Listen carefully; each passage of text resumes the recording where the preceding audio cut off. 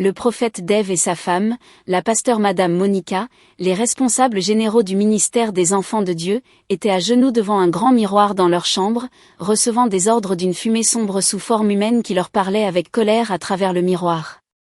Eddie était leur fils aîné et l'élu. Quelques jours plus tard, lors du service à l'église, la pasteur Madame Monica, la maman Gio du ministère des enfants de Dieu, est venue à l'hôtel pour faire une annonce spéciale. Mon fils choisira une épouse parmi les sœurs célibataires dévouées bientôt. Toute l'église bourdonnait d'excitation, et toutes les femmes avec des filles adultes se tenaient fièrement. Ma fille sera choisie. J'en suis sûre, murmura la diaconesse Sarah à sa meilleure amie. Tout le monde devrait prier avec leurs filles éligibles pendant que nous prions avec notre fils pour la guidance de Dieu. Vous savez, notre fils n'est pas dans le pays, mais il nous rejoindra bientôt, dit la pasteur Monica et sourit fièrement. Et notez que notre fils peut choisir n'importe qui que l'Esprit lui indique. En tant que notre fils aîné et celui que Dieu a choisi pour diriger ce ministère après nous, notre fils mérite une femme forte de Dieu issue d'une bonne et pieuse famille, dit la pasteur Monica et fit une pause pour que les mères et les jeunes femmes se calment de leur excitation. Après son discours, elle descendit fièrement tandis que tout le monde applaudissait. Toute l'église commença un jeûne et des prières de 7 jours pour que Dieu guide leur responsable général à faire le bon choix. Le 8e jour, la diaconesse Sarah et sa fille Ella s'attendaient à un coup de fil annonçant qu'Ella avait été choisie, mais n'en reçurent aucun. Plus tôt, une femme pauvre et indigne reçut un appel de la maman Gio. « Bonjour, sœur Agnès. Venez à l'église demain. C'est votre maman générale qui vous parle, dit la pasteur Monica avec beaucoup d'autorité. Oh, maman. Amen. Maman, je serai là, maman, dit sœur Agnès en tenant son téléphone à deux mains. Elle était toujours à genoux dans son salon pour répondre à l'appel de la pasteur Monica. Elle était toujours à genoux alors que la ligne était silencieuse bien que l'appel soit toujours en cours. Venez avec votre fille merci, dit la pasteur Monica, et la ligne fut coupée. Sœur Agnès s'exclama et voulait savoir quand venir, mais remarqua que l'appel était déjà terminé. Elle paniqua et appela sa fille merci pour qu'elle vienne. Maman de Dieu, la pasteur Monica vient de m'appeler pour que tu viennes à l'église demain. Que pourrait-elle vouloir à une pauvre veuve comme moi? Comment a-t-elle même obtenu mon numéro, connu mon nom, et même ton nom? Sœur Agnès posa toutes ces questions à sa fille choquée en même temps. Elles dansèrent toutes deux de joie pour ce privilège. Dès 6 heures, sœur Agnès et sa fille Merci étaient déjà à l'église. Elles ne voulaient pas faire attendre leur maman Gio et comme on ne leur avait pas donné d'heure précise pour venir, elles y allèrent très tôt au cas où. Après avoir attendu 6 heures, la pasteur Monica les appela dans son bureau et dit « Le Seigneur a choisi votre fille Merci pour mon fils, alors préparez-la car le mariage aura lieu dans 3 mois. » La pasteur Monica dit cela et fit un sourire forcé tout en ordonnant à son assistante de les renvoyer avec un peu d'argent. Elle ne pouvait même pas les supporter. Elle sentent la pauvreté et la malédiction, cria la pasteur Monica une fois que son assistante fut revenue. Désolée, maman. Son assistante essaya de la calmer. Nous devons simplement les choisir pour être du côté sûr. Eddie, notre fils, est spécial. Il est l'âme de notre ministère, et son père spirituel a besoin d'un héritier, dit la pasteur Monica, et éclata en sanglots. Si ce n'était pas pour essayer de préserver notre ministère, ce genre de personne ne mettrait jamais les pieds dans mon bureau. Pendant ces 3 mois de préparation au mariage, Merci et sa famille ne rencontrèrent ni ne parlèrent jamais au pasteur Eddie, le fils de leur pasteur. On leur dit que le Seigneur était contre cela et que leur fils était à l'étranger. Ce n'est que quelques jours après leur mariage que Merci réalisa pourquoi elle l'avait choisi. Quelques jours après leur mariage, Merci se réveilla en pleine nuit, et comme d'habitude, son mari n'était nulle part à trouver. Il ne dormait jamais à ses côtés. Elle fit les 100 pas dans leur chambre, de nombreuses pensées lui traversant l'esprit. Son mari l'avait de nouveau enfermée dans leur chambre. Cela faisait maintenant 4 jours depuis leur mariage, elle avait prié comme le lui avait conseillé maman Gio. Mais ce soir-là, elle n'avait pas envie de prier. Elle sortit la clé de rechange qu'elle avait volée dans le trousseau de clés et se dirigea discrètement vers la porte de leur chambre. Elle mit la clé dans la serrure et la porte s'ouvrit immédiatement. Où pouvait-il être? Merci sortit lentement, craignant ce qui pourrait arriver s'il la voyait. Soudain, elle entendit un bruit étrange de pas et se retourna, choquée, pour savoir d'où venait le bruit. Elle vit son mari, le pasteur Eddie, nu, marchant à quatre pattes à une vitesse incroyable comme un chien et faisant un bruit très effrayant comme un animal sauvage. Elle commença à trembler et essaya de retourner à l'intérieur, mais le bruit de la porte fit que son mystérieux mari se précipita vers elle et elle perdit connaissance. « Oh, merci, tu nous as fait peur. Qu'est-il arrivé ?» Merci se réveilla pour trouver maman Gio et le pasteur Eddie, son mari, la regardant avec sympathie tandis qu'une caméra était placée à côté, enregistrant la scène. Elle essaya lentement de se lever et remarqua qu'elle était attachée au lit et fut terrifiée. « Oh, nous voulions nous assurer que tu ne te ferais pas de mal, alors nous t'avons attachée, » dit la pasteur Monica, souriant à la caméra. « Quant à la caméra, elle est là pour te surveiller. Un mot à l'extérieur, et cette vidéo suffira à t'envoyer définitivement à l'hôpital psychiatrique grâce à nos relations. Alors, connais ta place. Eddie, mon fils, est toujours ton Seigneur et mari, et tu dois fermer les yeux sur ce que tu ne comprends pas à son sujet et garder le silence. » Pendant qu'il parlait, Merci entendit la voix de sa mère et commença à pleurer. Sa mère avait été appelée pour qu'il puisse la convaincre que sa fille était possédée par un démon et qu'elle avait agi de manière étrange et fuyait le pasteur Eddie, son mari. Merci fut choquée lorsque sa mère entra et commença à pleurer, suppliant le démon en merci de laisser sa fille tranquille. « Maman, s'il te plaît, laisse papa poser ses mains de guérison sur ma fille. Je ne veux pas qu'elle soit vaincue par le démon, » dit la mère de Merci, à genoux. Lorsque la mère de Merci partit, ils détachèrent Merci et Monica éclata de rire. « Tu as été choisie pour nous donner un enfant et rien de plus. Eddie est notre centrale électrique, la source de force de notre ministère, et tu dois te taire ou nous détruirons toute ta famille. » Alors qu'il parlait, un certain bourdonnement commença à provenir de la pièce au bout du couloir. Monica courut et se mit à genoux devant la porte, devant Merci, qui regardait, choquée. Merci avait ouvert cette porte auparavant, mais avait vu un mur et s'était demandé, comment peut-il y avoir un mur couvert d'une porte ? Eddie arracha immédiatement ses vêtements et commença à ramper comme un chien vers la pièce. La porte s'ouvrit, révélant ce qui semblait être un autre monde rempli de ténèbres et de fumée rougeoyante. Eddie courut à l'intérieur et disparut. Une fois qu'Eddie eut disparu, Monica monta à l'étage vers ce même grand miroir dans sa chambre et se mit à genoux. Elle murmura quelque chose et le miroir s'anima. À l'intérieur du miroir, Eddie attachait les membres de leur église qui étaient déjà piégés. Tous ceux qui étaient attachés avaient un tuyau attaché dans le dos par lequel sortaient tous leurs nutriments spirituels. Leur santé, leur richesse, leur pureté, et même leur santé mentale, tout passait par le tuyau. Toutes les personnes attachées la souffraient d'une maladie grave ou d'une autre. Certains étaient si pauvres et financièrement dépendants de la charité de l'Église. Maman Gio et papa Gio avaient convaincu toute l'Église que leur fils aîné, le pasteur Eddie, supervisait leur branche à l'étranger. Ils avaient également dit qu'il reviendrait prendre la tête du ministère quand il serait vieux. Pourtant, Eddie, leur fils aîné, n'avait pas quitté leur domaine depuis qu'il avait 20 ans et avait été choisi par leur Dieu. En fait, en dehors de leur domaine, il n'était qu'un chien et pas même humain. C'était quelque chose que Merci devait encore découvrir. Il n'était jamais allé à l'école ou ailleurs. Il était utilisé par ses parents pour la croissance de leur entreprise d'église et avait été enfermé pendant près de 19 ans.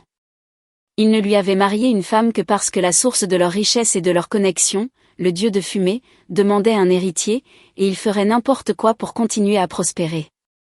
Leurs 2 autres enfants étaient toujours dans le pays et à l'église aussi. C'est pour cela que Merci avait été choisie pour être son épouse, une fille de personne avec une mère si pauvre, inculte et impuissante. Même le jour de leur mariage, l'autre fils de Monica, le pasteur Emma, avait été déguisé pour ressembler à son frère, le pasteur Eddie. Le pasteur Eddie dirigeait autrefois la chorale jusqu'à ses 20 ans. Et le dieu de fumée qui avait donné à leur famille richesse et pouvoir l'avait choisi. Ainsi, la pasteur Monica et sa famille avaient réussi à convaincre tout le monde qu'il était à l'étranger tout en utilisant le pasteur Emma, leur second fils, pour les tromper. Le dimanche suivant, qui aurait dû être leur première action de grâce en tant que couple marié, Merci fut averti de se comporter comme une femme de Dieu. Si tu dis un mot à l'extérieur de ce que tu as vu et su, nous tuerons toute ta famille, la menaçèrent-ils. À l'église ce jour-là, Merci chanta comme un ange et pria comme jamais auparavant. Elle devait sembler si heureuse et convaincante. Notre cher fils, le pasteur Eddie, est retourné à sa base à l'étranger. Quelque chose d'inévitable est survenu et il devait y être, dit Papa Gio, souriant et louant Dieu pour la célébration du mariage réussi. Tous les membres de leur église étaient convaincus par leurs mensonges sauf la diaconesse Sarah. Elle connaissait trop bien Monica. Elle savait que Monica méprisait les pauvres. Alors, le fait de marier la membre la plus pauvre et la plus impuissante de leur église hurlait danger et secret. Je dois découvrir ce qu'il cache, murmura la diaconesse Sarah sous cape. Alors elle décida d'embrasser Merci, surtout après le service à l'église. Le fait de devoir serrer la main de Merci comme les autres membres de l'église peina la diaconesse Sarah. Mais elle n'avait pas le choix. C'était la seule façon de parler à cette jeune fille puisqu'elle était entourée de nombreux gardes du corps. La diaconesse Sarah chuchota et soupira. « Oh cher, félicitations », dit la diaconesse Sarah et serra Merci dans ses bras. « Retrouve-moi dans les toilettes des femmes maintenant. Je sais que tu es en danger et je peux t'aider. » La diaconesse Sarah chucha à l'oreille de Merci. Ces mots choquèrent Merci et elle commença à transpirer instantanément. « Je reviens tout de suite », dit Merci à la foule de fidèles en file pour la voir. 2 gardes du corps la suivirent immédiatement tandis que Monica observait de loin. « Assurez-vous de savoir où elle va », dit Monica aux gardes au téléphone. « Laissez-moi utiliser ces toilettes générales. » « Je ne peux pas monter dans mon bureau », dit Merci et courut dans les toilettes et chuchota. « Es-tu là ?» Soudain, elle ouvrit la porte des toilettes et vit la diaconesse Sarah pendue au plafond. Quelqu'un l'avait tuée. Elle hurla à haute voix. La police fut appelée et conclut que la diaconesse Sarah s'était suicidée. Elle ne s'était jamais remise du fait que l'Esprit de Dieu ne les avait pas conduits vers sa fille pour le mariage, dit Monica à la congrégation qu'elle adressait à l'église au sujet de la mort de la diaconesse Sarah. Tout le monde à l'église l'a cru, sauf la fille de la diaconesse Sarah, Ella. Elle connaissait trop bien sa mère et croyait que quelqu'un lui avait fait du mal. Elle ne savait simplement pas qui. Mais en tant que journaliste d'investigation, elle jura de le découvrir. C'est ce que tu obtiens quand tu essaies de nous défier. Nous sommes impitoyables et personne ne nous défie et s'en sort, dit Monica audacieusement à Merci une fois rentrée à la maison. Prépare-toi. Tu coucheras avec ton mari ce soir. Nous avons besoin d'un héritier dès que possible, dit Monica, souriant avec défi. Merci était si effrayée. Durant les quelques jours qu'elle avait passés dans leur maison, son mari l'avait enfermée chaque nuit. Et maintenant, il voulait qu'elle couche avec lui. Étant une jeune fille pauvre sans expérience de la vie, elle avait simplement trop peur et ne savait pas quoi faire. Le téléphone qu'il lui avait acheté était contrôlé par eux, et sa famille ne pouvait la joindre qu'à travers Monica. Sa mère croyait qu'il savait ce qui était le mieux pour elle et lui avait conseillé d'écouter et de faire tout ce qu'il lui disait puisqu'ils entendaient directement la voix de Dieu. Cette nuit-là, Merci, qui ne savait pas quoi faire, se mit à genoux pendant près d'1 heure pour prier. Elle implora Dieu et lui demanda de venir se battre pour elle. Après avoir prié, elle se coucha sans peur et s'endormit. Vers 2 heures du matin, elle fut réveillée par un bruit très étrange. Quand elle ouvrit les yeux, elle vit son mari nu, rampant sur le sol comme un chien, tandis que ses mains et ses pieds avaient une apparence étrange et que son visage était très effrayant et bizarre. Mais à sa grande surprise, elle n'avait pas peur du tout. Elle s'assit sur son lit et commença à prier à nouveau. Puis elle remarqua que son mari ne la voyait pas car il rampait dans la pièce sans la regarder du tout, faisant un bruit très effrayant qui semblait être celui de 10 personnes parlant en même temps. Après un moment, son mari, sous la forme de cette créature effrayante, quitta la pièce. Lorsqu'il fut parti, Merci, qui était toujours en prière, intensifia ses prières tout en restant sur son lit sans descendre. La chose suivante qu'elle vit la fit trembler de peur et d'horreur. Elle vit son mari revenir à toute vitesse, mais cette fois, une immense fumée sombre en forme humaine marchait derrière lui et secouait le sol avec des pas lourds. La fumée s'arrêta devant elle et rugit. « Où est-elle ? Où est-elle » pensa Merci tout en continuant à prier.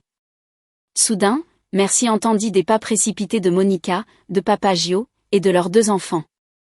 Ils se mirent tous à genoux devant la fumée, suppliant « Nous la trouverons. Elle ne peut pas quitter ce domaine. Il y a des chiens et des gardes partout. Trouvez-la maintenant ou affrontez ma colère. La fumée cria et s'éloigna. Trouvez cette sotte immédiatement, hurla Monica à plein poumon. Merci, toujours sur son lit, regarda tandis qu'il courait dans tous les sens, la cherchant. Ils cherchèrent toute la nuit et allèrent même chez la mère de Merci pour signaler que le démon qui contrôlait Merci l'avait emporté hors de leur domaine sans que personne ne s'en aperçoive. Sa mère pleura et commença à crier que ses ennemis essayaient de la ruiner. Ils allèrent chez la mère de Merci seulement pour s'assurer que Merci n'était pas rentrée se cacher chez elle. Lorsqu'ils ne la virent pas là, ils vérifièrent à l'église et allèrent même chez la défunte diaconesse Sarah, par désespoir. Monica croyait que Merci avait discuté de quelque chose avec la défunte diaconesse et se demandait si la diaconesse avait dit à Merci de s'enfuir chez elle avant de mourir. Ils rencontrèrent Ella, la fille de la défunte diaconesse, et lui demandèrent si elle avait vu leur femme. Ella répondit non. Mais cette question particulière a énormément suscité la curiosité d'Ella. Je dois voir Merci, se dit Ella en regardant Monica et ses 2 enfants partir. Lorsqu'ils rentrèrent chez eux à l'aube, ils virent Merci à genoux dans sa chambre en train de prier. Monica s'approcha de Merci, lui donna une gifle et cria, « Où es-tu allé? Qui as-tu vu? Que as-tu dit sur nous ?» Merci ne pleura pas. Elle ne bougea même pas. Elle dit calmement, « J'ai été à genoux ici en train de prier. Je ne suis allée nulle part prier. » Tu viens de dire prier? Mon Dieu, Merci nous a perdus. Qui t'a demandé de prier? Qui es-tu pour prier dans ma maison? Nous ne prions pas ici. Qui t'a demandé de prier? Ne prononce jamais le nom de Dieu dans cette maison. Nous avons notre propre Dieu à qui nous prions. Et en tant que membre de cette famille maintenant, tu dois obéir et prier avec nous, dirent Monica et Papa Gio en même temps. Merci fut choqué tout en leur répondant la tête baissée. Donc, s'ils ne prient pas le Dieu Tout-Puissant, cela signifie-t-il que nous avons tous prié leur Dieu tout ce temps sans même le savoir? Merci se demanda silencieusement en tremblant de peur. Elle ne pouvait pas comprendre. Donc, toutes ces personnes dans notre église sont simplement trompées. Je dois faire quelque chose, pensa-t-elle silencieusement tandis que des larmes coulaient sur son visage. Mais notre église s'appelle le ministère des enfants de Dieu. Merci parvint à leur demander avec peur. Oui, nous parlons de notre Dieu de fumée. Il nous a donné tant de choses, bien plus que le Tout-Puissant auquel tu fais référence. Nous servions autrefois le Tout-Puissant, mais les choses n'avançaient jamais dans notre ministère. Nous ne pouvions même pas changer de vêtements jusqu'à ce que nous rencontrions le Dieu de fumée. Il a changé nos vies et élevé notre ministère. Alors, ne prie jamais un autre Dieu dans cette maison, dit Monica et sortit précipitamment. Et prépare-toi. Nous avons le service du matin maintenant, cria Monica en partant. Dieu de fumée. Merci pensa avec incrédulité. Il va prendre la vie de certains membres de l'Église cette semaine parce que nous l'avons déçu. Je fais déjà des arrangements. Merci entendit Monica et Papa Gio discuter. Je vais l'annoncer ce matin à l'Église, conclut Monica et rejoignit Merci à l'extérieur. Je me demande comment ils vont prendre la vie des gens sans que personne ne s'en aperçoive. Je vais essayer de parler à quelqu'un, dit Merci silencieusement. Lorsqu'ils arrivèrent à l'église, elle la traînait, essayant tout pour parler à Merci. Elle devait être plus discrète pour ne pas mourir comme sa mère. Merci écoutait tout ce que Monica et Papa Gio se chuchotaient. Elle voulait savoir comment ils allaient s'y prendre pour tuer leurs membres, mais n'entendit rien jusqu'à la fin du service. Et elle sortit pour son habituel meet and greet avec les membres de leur église. Dès qu'elle sortit, elle vit le bus de l'église pour les missions et elle comprit qu'il pourrait tuer certains membres de l'église par accident. Ses yeux s'élargirent de choc tandis que des larmes commençaient à couler. Alors qu'Ella lui donnait un morceau de papier sur lequel elle avait écrit un message, Merci ne pouvait pas se concentrer. Elle pensait à comment empêcher le bus de quitter l'enceinte de l'église. Mais quand elle vit sa mère et son jeune frère monter dans le bus avec les autres, elle craqua. « Arrêtez! Arrêtez !» Merci cria et courut vers le bus en larmes. « Ils vont vous tuer. »« Descendez maintenant » continua-t-elle en criant à plein poumon. Sa mère entendit sa voix et eut peur. Elle descendit, tint Merci et dit, « Arrête. Ne laisse pas ce démon qui te possède gagner. » Ces mots touchèrent Merci, et elle cria à sa mère pour la première fois, « mère insensée. Réfléchis par toi-même pour une fois. Comment peux-tu adorer un homme et une femme comme toi au nom de l'adoration de Dieu? Sa mère recula en pleurant. Ce n'est pas ma fille. Le démon qui la contrôle a pris le contrôle total d'elle. Avant que Mercy ne réalise ce qui se passait, Hans la tenait fermement en criant, « Nous te lions, démon de l'enfer. Laisse notre sœur tranquille. Laisse Mercy tranquille. » Il traîne Mercy tandis qu'elle criait, « Ne montez pas dans le bus, murmure. » La mère de Mercy voulait suivre les personnes qui emmenaient Mercy, mais elles l'en empêchèrent et lui dirent de retourner. « Tu es folle. Tu crois être intelligente? C'est la dernière fois que tu seras vue en public puisque tu ne comprends pas le message.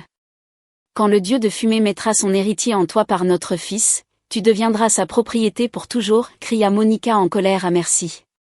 Devons-nous continuer avec la mission? Les gens ne vont-ils pas dire que l'accident a été prédit par Mercy? Un de leurs gardes demanda à Monica devant Mercy, continuez avec notre plan. Nous ne pouvons pas décevoir le dieu de fumée. Il est trop impatient. De plus, nous allons retourner la situation contre Mercy et dire à tout le monde que le démon qui la contrôle a causé l'accident, répondit Monica avec un sourire maléfique. Et n'oubliez pas ce que vous devez faire. Conduisez-les dans un fossé et assurez-vous qu'aucune âme ne survive, surtout la famille de Mercy. Le dieu de fumée a spécifiquement demandé à ce que cette sotte soit punie, dit Monica et cracha sur Mercy qui était assise sans défense par terre. Lorsque la mère de Mercy revint en larmes pour rejoindre les autres membres de l'église qui étaient déjà assis dans le bus en chantant à haute voix, Ella la traîna par la main et dit « Viens voir Mercy ici ». Ella dit cela seulement pour qu'elle accepte de la suivre. Elle la traîna jusqu'à l'endroit où elle avait garé sa voiture et dit « Je dois te dire quelque chose sur Mercy ». La mère de Mercy essaya de protester, disant que la mission commencerait dans 1 heure. Mais Ella insista pour qu'elle la suive. Voyant comment sa fille avait été traînée et tout ce qui s'était passé, la mère de Mercy accepta de suivre Ella. Ella conduisit un peu loin de l'église et s'arrêta. « Ta fille est en danger, dit Ella et montra à la mère de Mercy toutes les choses qu'elle avait rassemblées de son enquête. Le pasteur Eddie n'est pas à l'étranger. Il est malade mental et vit dans le domaine des enfants de Dieu avec ses parents. D'après ce que j'ai rassemblé, ils veulent faire quelque chose à ta fille qui la rendra exactement comme leur fils, le pasteur Eddie. Donc toi, elle parlait encore quand une gifle atterrit sur son visage. Comment oses-tu parler mal de notre papa et maman? Ils sont les élus de Dieu, et quiconque parle mal d'eux ira en enfer, cria la mère de Mercy et ouvrit la porte de la voiture pour partir. Mais elle a couru après elle et dit, si tu as un doute, rends visite à ta fille avec tes parents et insiste pour lui parler seul. Fais-le aujourd'hui parce que demain pourrait être trop tard. Ella monta dans sa voiture après avoir dit cela, laissant la mère de Mercy dans un sérieux dilemme et une profonde réflexion. Elle haussa les épaules et courut retourner à l'église pour rejoindre la mission. Mais quand elle y arriva, le bus était parti et presque tout le monde était parti aussi. Le terrain de l'église était maintenant si calme. Elle allait entrer dans un bureau pour demander l'itinéraire que le bus allait prendre afin qu'elle puisse aller les rejoindre quand elle entendit des sanglots. Elle se cacha derrière le mur et attendit pour voir qui pleurait. Mercy, sa mère pleura. Elle regarda Monica gifler Mercy encore et encore en disant, personne ne te croira, même pas ta mère inutile. Alors, comporte-toi bien. La mère de Mercy ne savait pas quand elle avait fait un bruit en pleurant et ils se retournèrent tous. Qui est là? Cria Monica. La mère de Mercy ne savait pas ce qui lui avait donné l'idée de se cacher sous la voiture garée près d'elle. Lorsque l'un de leurs gardes courut vers elle et ne vit personne, il revint vers Monica et dit que ce n'était rien. Personne n'est là. Monica monta dans sa voiture et son chauffeur partit avec Mercy qui pleurait à l'intérieur. Lorsqu'ils rentrèrent chez eux, ils enfermèrent Mercy dans sa chambre. Mercy ne pleurait même pas pour elle-même. Elle pleurait parce que sa mère et son frère pourraient mourir pour quelque chose qu'ils ne connaissaient pas au nom de servir Dieu dans une église sans Dieu. Tout au long de cette journée, Mercy fit les 100 pas dans sa chambre, écoutant toute conversation que Monica avait pour savoir s'ils avaient réussi dans leur schème maléfique. Pendant ce temps, la mère de Mercy courut chez son frère aîné. Il vivait dans la même ville qu'eux. Viens. Mercy est en danger. Je ne sais pas ce qui se passe, mais je les ai vus la battre et quelqu'un m'a dit des choses très incroyables aujourd'hui. Je dois aller voir Merci maintenant, pleura la mère de Merci. Son frère, qui avait cessé de fréquenter l'église des enfants de Dieu il y a des années après avoir mystérieusement perdu son premier enfant dans l'enceinte de l'église, avait toujours dit à sa sœur de quitter l'église. Alors que la mère de Merci expliquait en pleurs, son frère lui rappela son avertissement le jour où elle l'avait appelé pour l'informer du mariage de Merci avec eux. Je t'ai dit qu'ils étaient maléfiques, mais ton suivi aveugle ne t'a pas permis de réfléchir par toi-même.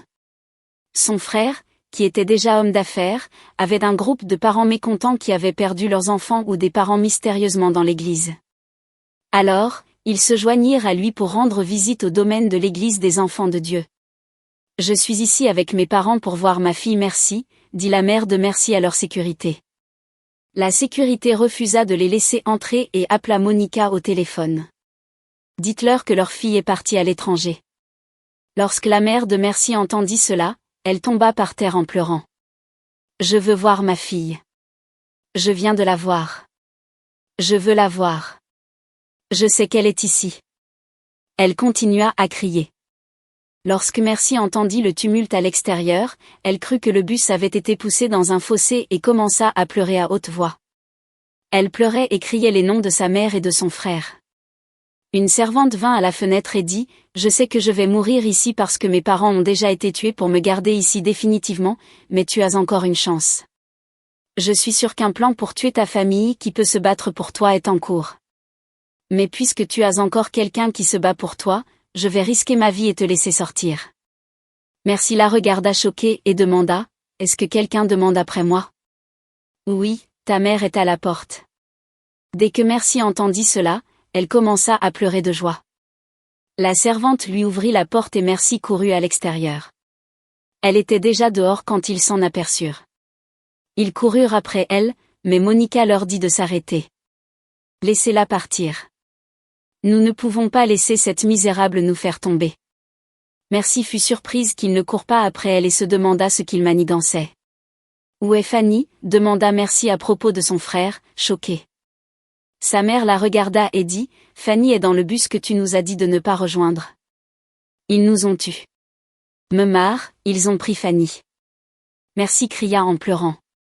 La police arriva et les éloigna du domaine de l'église. Voyons si le monde croira la parole d'un inconnu plutôt que celle de nos élus de Dieu, dit Monica avec arrogance. Au moins, nous avons leur fils unique. Faites-moi venir la presse pour une déclaration anticipée au cas où elle essayerait quelque chose de drôle, cria Monica à son assistante. Avant que Merci ne rentre chez elle, la déclaration de presse de Monica était déjà partout. Elle dit à tout le monde que Merci était possédée et folle et qu'elle était un danger pour le ministère. Tout le monde la crut instantanément. Ce ne fut pas long avant que la nouvelle de l'accident du bus de l'église ne soit partout dans les actualités. Merci et sa mère pleurèrent beaucoup. La mère de Merci ne pouvait pas croire qu'elle avait été aveugle tout ce temps. Ils ont poussé la servante qui a libéré Merci dans le miroir et l'ont enfermée pour toujours, dit Monica à son fils Eddie. Merci et sa mère étaient en deuil quand son frère entra. Il avait survécu parce qu'il était descendu en route pour rendre visite à un ami. Ainsi, Merci s'en est sortie vivante et personne dans sa famille n'est mort non plus. Mais elle jura de faire tomber l'église de plusieurs millions de dollars. Avec Ella, elles commencèrent une enquête et une recherche approfondie sur l'église des enfants de Dieu.